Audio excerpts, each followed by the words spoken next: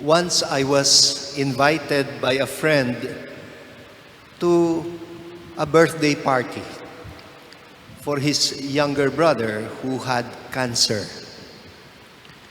They wanted it to be festive because they were aware that it could be his brother's last birthday. It so happened that right at that time, when lunch was about to begin, his brother had a cardiac arrest in his bedroom and died in the company of the caregiver. He died on the very day of his birthday after a long battle with cancer, very young. The whole festive mood was suddenly turned into gloom. They did not even have a chance to sing him a birthday song and make him blow the candles on it. The party music was replaced by loud wailing in the house. Family members so overcome by the painful loss.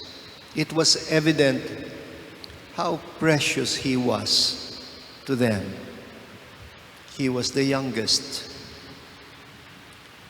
At table, all the elaborately prepared food was ready, but nobody was touching it. When you lose someone so dear to you, somehow you lose your appetite too. No matter how hungry you might be, you couldn't get yourself to enjoy the food. Is this what you call fasting? No. It is what we call grieving. I remember my stomach grumbling, but I couldn't get myself to eat either when I saw the family grieving. You realize that eating is not just about filling one's stomach. It is also about enjoying the company, the people you are breaking bread with. How could I enjoy their company in this moment of pain? Maybe fasting is really related to the refusal to touch the food. At that moment, it was not because I was not hungry. It was not because I did not want to partake of it, but because I had decided instead to partake in the family's grieving.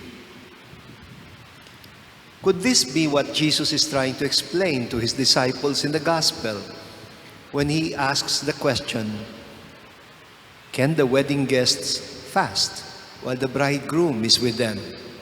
And then he says, it is when the bridegroom is taken away from them that they will fast. I was a guest for the feasting, but the situation had turned it into a fasting. Nobody obliged us to fast. In fact, I remember my friend asking me to please serve myself after I blessed his dead brother. When he could not persuade me, when he could not get me to eat, he wrapped 2 pieces of galantina and put them in my bag after I embraced his grieving mother and took leave. On our first reading today, is from that part of Isaiah which I quoted at length last Ash Wednesday. Kung tinatandaan ninyo yung mga homily ko, you would remember that I focused on the prophet expressing Israel's lament.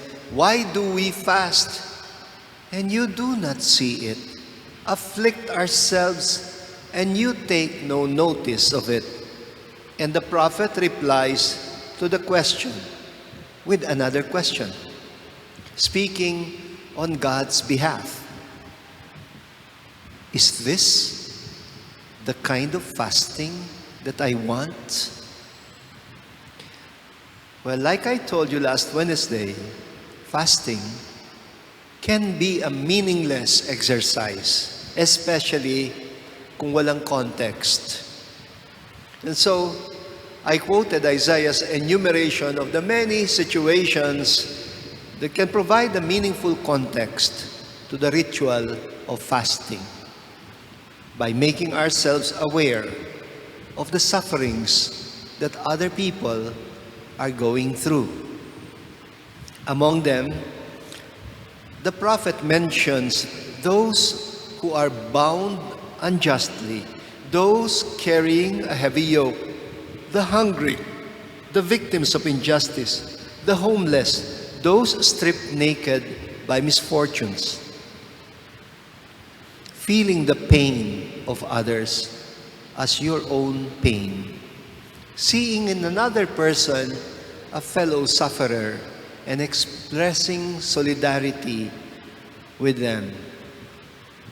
These, for the prophet Isaiah, are meaningful occasions for fasting. Fasting is so closely related to feasting. Fasting, feasting. The difference is just one letter E.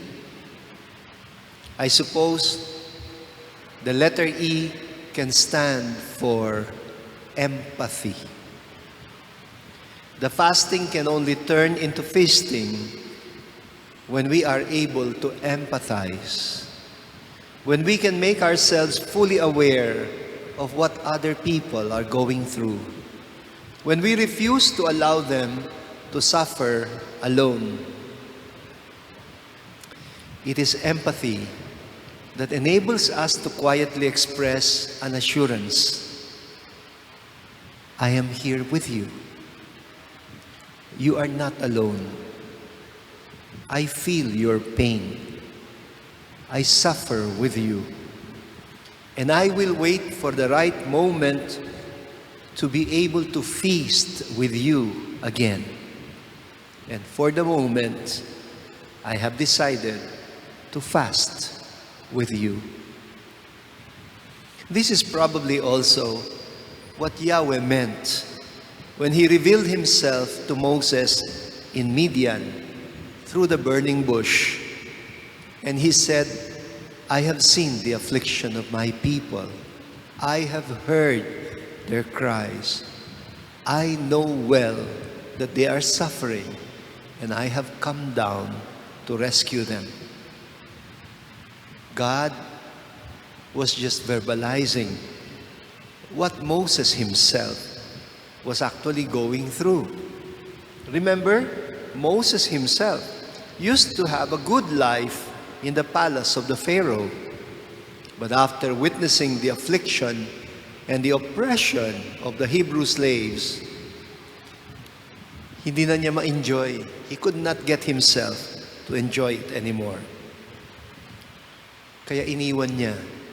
He left the comforts of the palace and fasted in the desert, only to be told by God eventually to return to Egypt. And this time, he will return to Egypt as an agent of liberation. You see, only those who can fast with those who suffer can eventually bring consolation in their grieving, healing in their woundedness, and light in their darkness. Only they can turn the fasting into feasting.